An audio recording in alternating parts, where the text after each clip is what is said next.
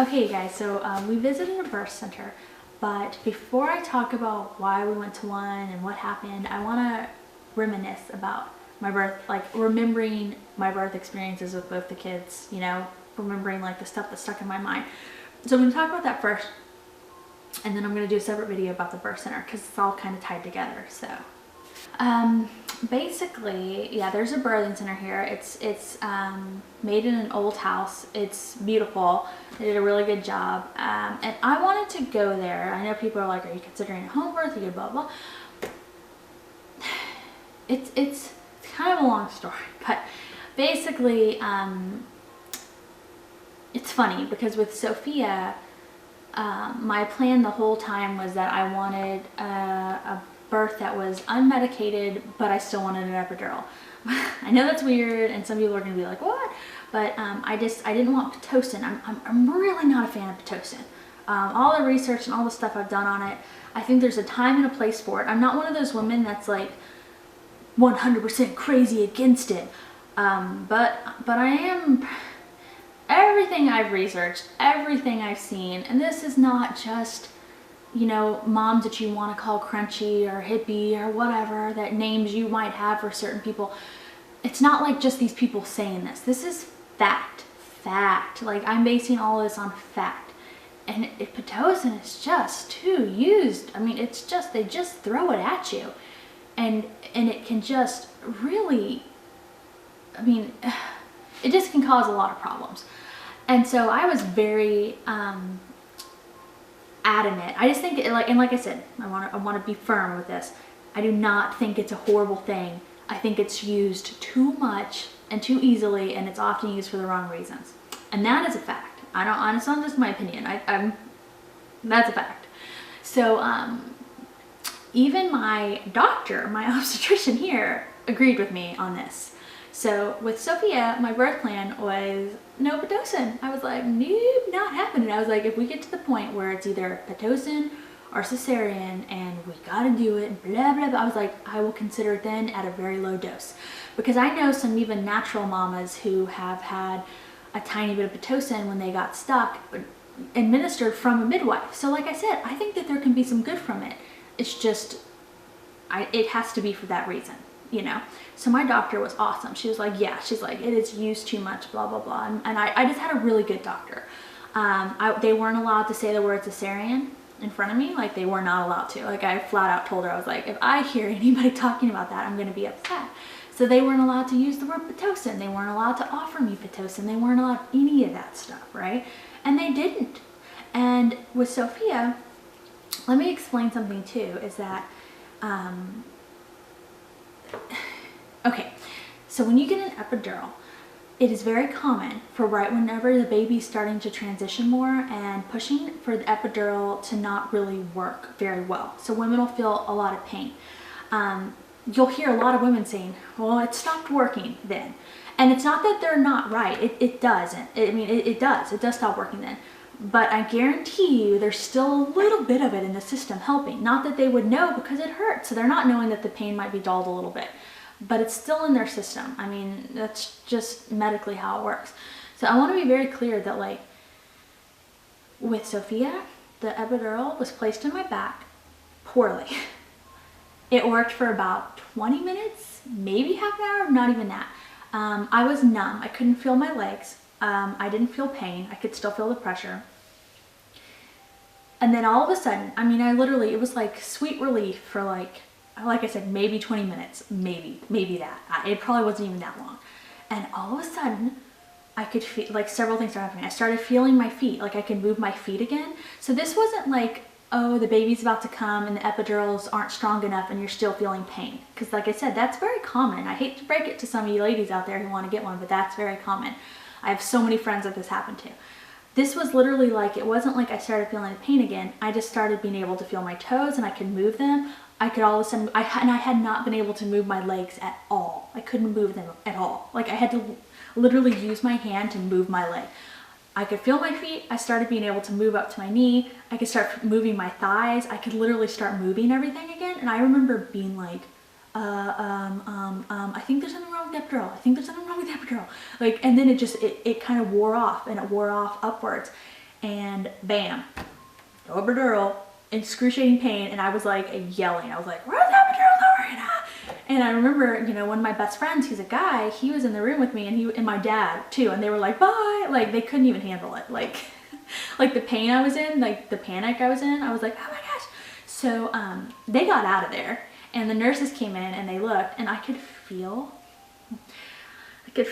on my back wetness. And I just knew, because before I had Sophia, I had read this story about a woman whose epidural came out of her back and she felt it, the fluid going down her back. And I remember being like, oh my gosh, that would be horrible if it happened. Oh, that's what happened. Like, maybe I read that story because maybe God was like, I'm warning you now. FYI, be prepared. Because what are the odds? That's very, very, very rare. So basically, they couldn't do anything for me. I was already dilated all the way. I was ready to have the baby. Sophia's heart rate was really low. Okay, so anyway, basically the epidural had come out of my back and the fluid had just wasn't in my spine the way it's supposed to be. It was just falling down my back, making everything wet back there. So there was, okay, so I was saying, you know, I was saying that her heart rate was really low, but no one still said anything. They just let me keep working, and at that point I remember looking at one of the nurses and I was just like, and I really liked all the nurses, and this one nurse in particular was so nice, and I was like, can you fix it? And she was like, she just looked at me and they knew how far along I was, and she was like, no, but you can do it. She's like, it's fine, you're awesome, or something like that. And I was just like, so I always tell people it was the weirdest thing. I let myself have about 30 seconds, maybe 1 minute. It was very brief because I knew her heart rate was low and I had to get her out. I let myself have this like brief moment of like panic where I was like, oh my God, I have to do it natural, and I didn't mentally prepare for this, and da-da-da-da. And that was it. Like, I had my moment of panic, and then I was like, let's do this.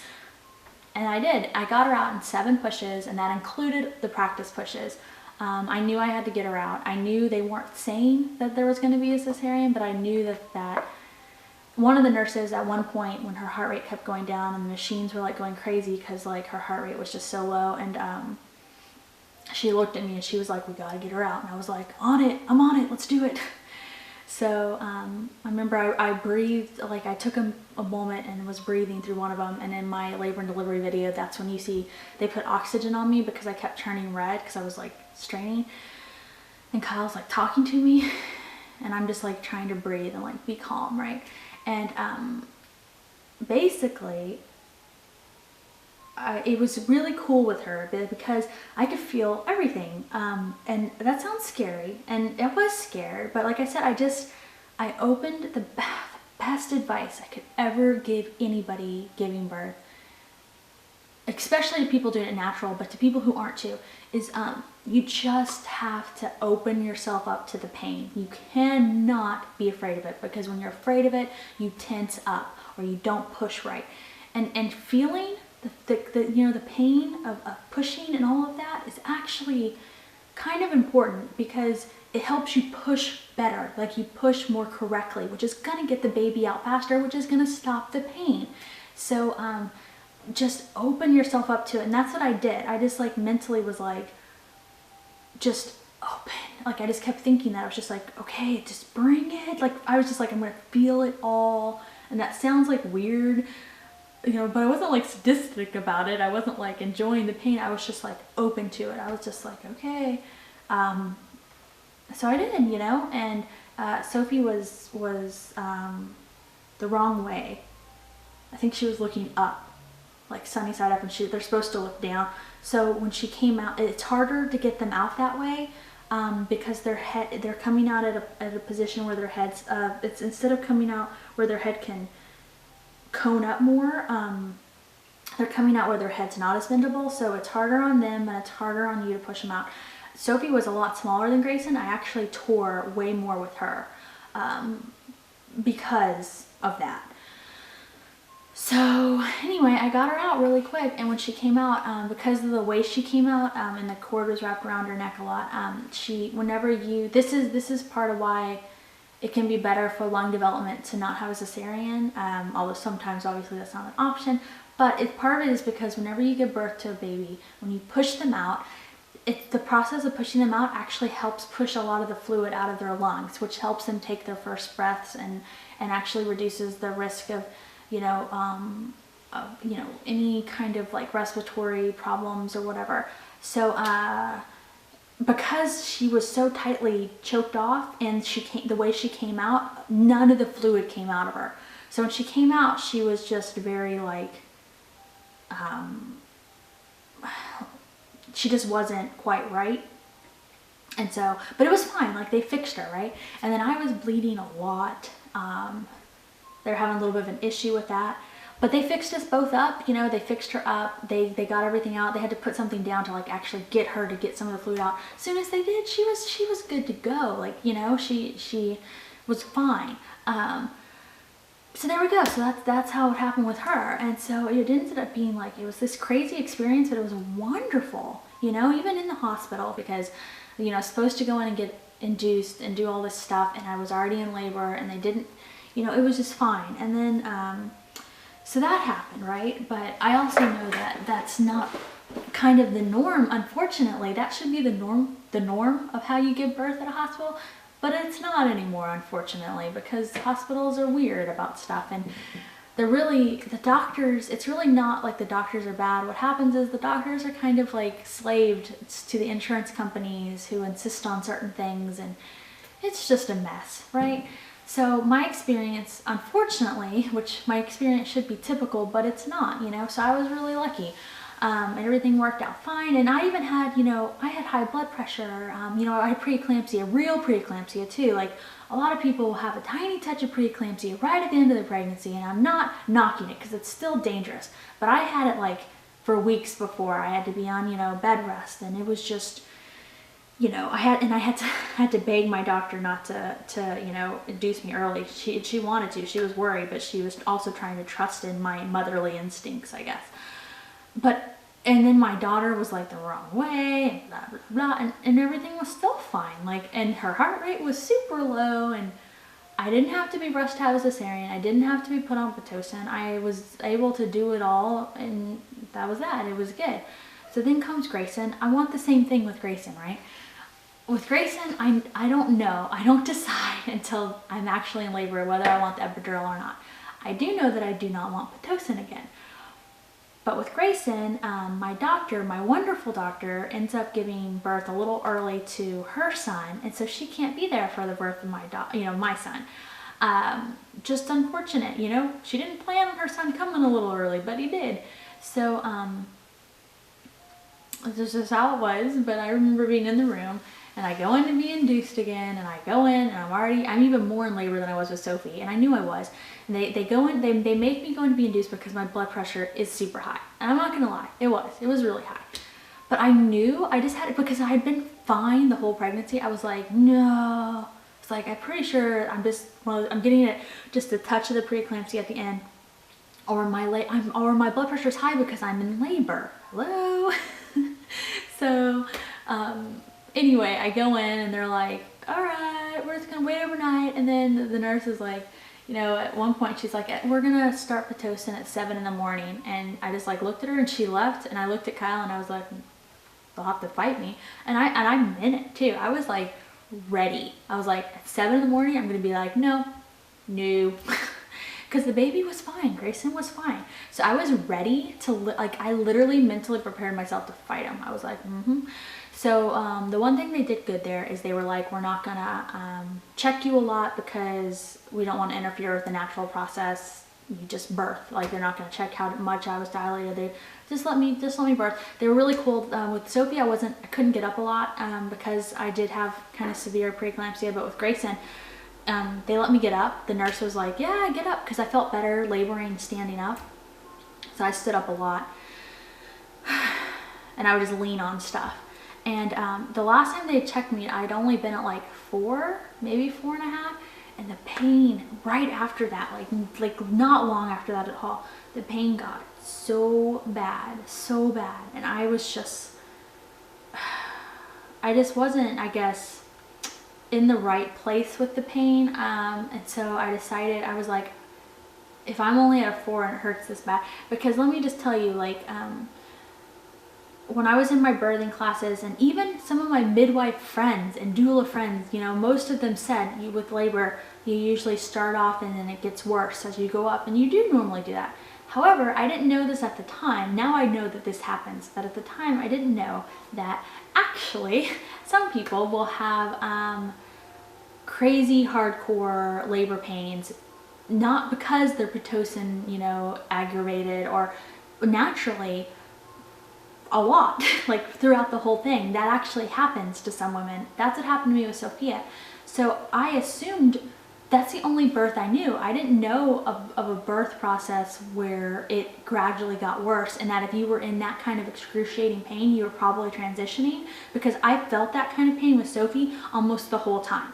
So with Grayson, I just assumed that's what was happening. So I assumed I was still at like a 4 or a 5, and I was in this pain that was unbelievable, that was unrelenting, that wouldn't stop, and it scared me. And then, you know, with Sophia, Kyle was so good about being like, he'd whisper in my ear, and he was like right there with me. With Grayson, I was doing the hardcore laboring with him at like 3, 4 in the morning, and Kyle was out of it. And I'm not gonna lie, you guys know how loving he is. He wasn't that much help. I was like kind of mad at him because he kept like zoning out. He would be like, what do you need? What do you need? But he was so tired, and he didn't mean it. You know, it wasn't like some dads who they're clueless. Like, I think he was just kind of zoning out. I give him a hard time about it now. And part of it too is that I was quiet. I'm quiet when I was in my pain. I don't make a lot of noise until I'm actually like birthing the baby. Then I'm pretty loud. But during the pain part, I was like kind of quiet. So I wasn't really vocal about needing his support more. So it's my fault too, right? So I just felt very like out of control, and I just decided I wanted an epidural. Well, they come in, the guy comes and gives me the epidural. The nurse is she's so wonderful. I was like holding onto her and squeezing her because the pain just wouldn't stop. And I should have known. I was a lot farther along, but it doesn't occur to you in the moment. All you can think about is like, ah. And anyway, I was like, I'm sorry, because I kept squeezing her. She was like, it's okay. And she was just really nice.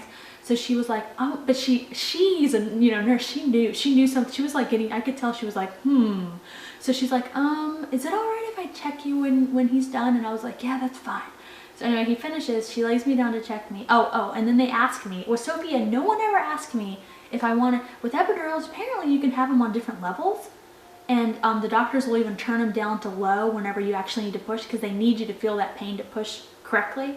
So we already talked about it. I didn't know that, because with Sophia, they just gave me the epidural. Not a very good job at it at that. So I didn't realize you could have levels. So they asked me, when the guy was putting the epidural in, he's like, what do you want me to turn it to? And I was like, keep it low, keep it low. And you know, before that, I'd actually turned down the epidural a lot. Like, she kept coming in and being like, do you want it now? Are you okay? And I was like, no, I'm good, I'm good. I was like, don't give it to me yet. You know, I really was trying. I don't know, I think I just needed more support. I'm gonna get to that in a minute. But I had turned it down so much that when I finally accepted it, I was just like, keep it low. I was like, and I told the guy, I was like, look, I'm obviously scared of the pain because I'm doing this, and I, you know, felt kind of weird about it, but I was like, I'm not terrified about the pain, just keep it low.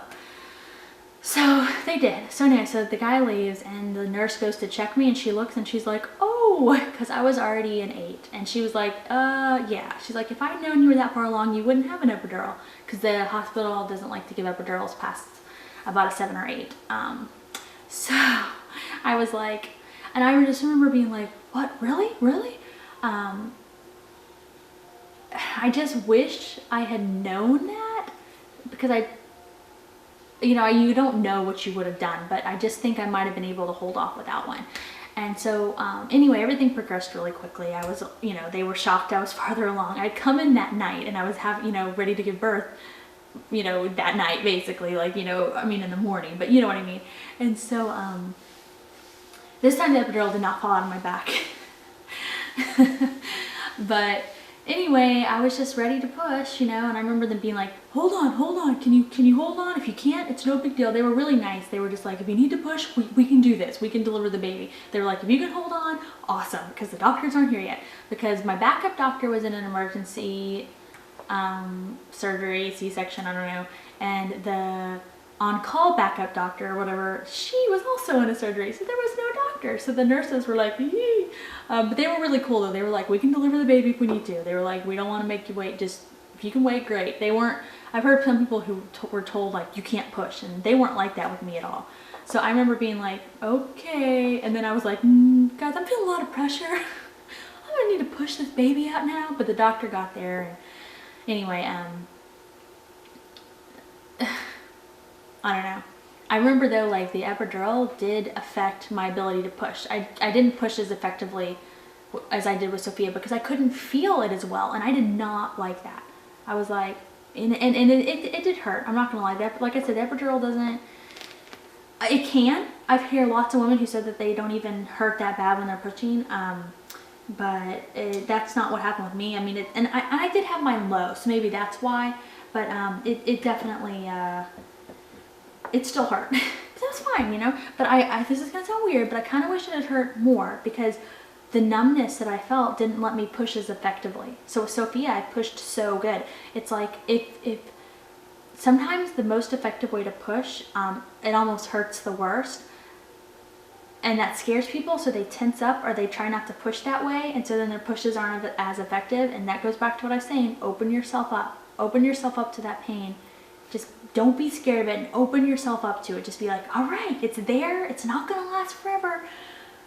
Because when you're feeling that pain, it's because you're doing it right. It's gonna happen. You know, the baby's gonna come out and it's gonna be great.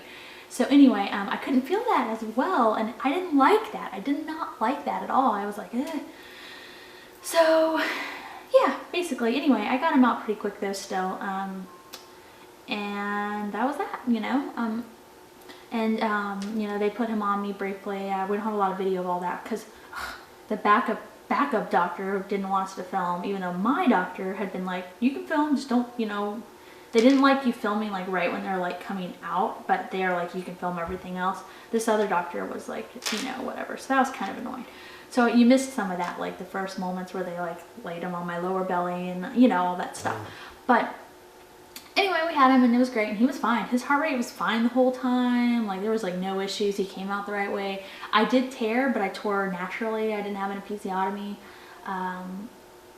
I remember the doctor being like, slow down, you're gonna tear. And I was like, oh well, he's coming out. Like I was like pushing him because it hurt, you know, you're just like, whatever, you get caught up. So there we go. So that is me reminiscing about those births. That's how that happened. So now that you kind of know my thoughts on that, I'm going to dive into why we decided to visit a birth center, because it kind of like relates to those stories, you know.